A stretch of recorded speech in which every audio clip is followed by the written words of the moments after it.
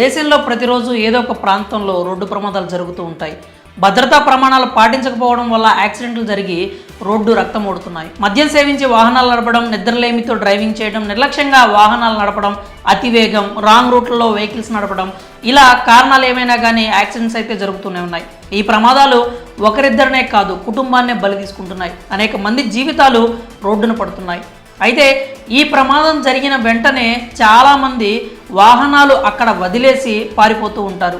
దీన్నే hit and run కేసుగా పరిగణిస్తారు పోలీసులు. అయితే ఈ కేసుల్లో నిందితుల డ్రైవింగ్ లైసెన్స్ రద్దు చేయడంతో పాటు ఆ డ్రైవర్ దొరికి నిజ నిర్ధారణ అయితే జైలు శిక్ష ఉండేది.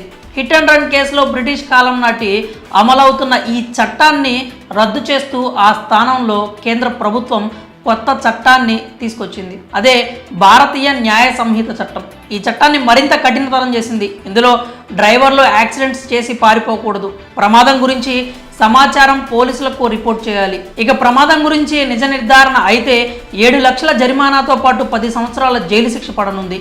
ఇదే ట్రక్కు, లారీలు, భారీ వాహనాలు, ప్రైవేట్ బస్సు డ్రైవర్లకు శాపంగా మారింది. ఈ నయా చట్టంపై మండిపడుతున్నారు డ్రైవర్లు. కొత్త చట్టంలోని కఠినమైనటువంటి నిబంధనలపై అసంతృప్తిని వ్యక్తం చేస్తూ నిరసనకు దిగారు. రాస్తా రోకోలు, సమ్మెను నిర్వహిస్తున్నారు.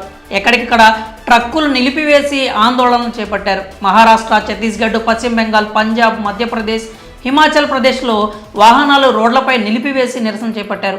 రోడ్లను బ్లాక్ చేశారు. దీంతో భారీ ట్రాఫిక్ జామ్ ఏర్పడింది. సుమారు 1,20,000 ట్రక్కులు, లారీలు, భారీ వాహనాలు, కంటైనర్ వాహనాలు రోడ్లపై నిలిచిపోయాయి. ఛత్తీస్గఢ్లో 12,000 ప్రైవేటు బస్సులు నిలిపివేశారు. కాగా కొన్ని ప్రాంతాల్లో చెదురుముదురుగా అల్లర్లు చోటు చేసుకున్నాయి.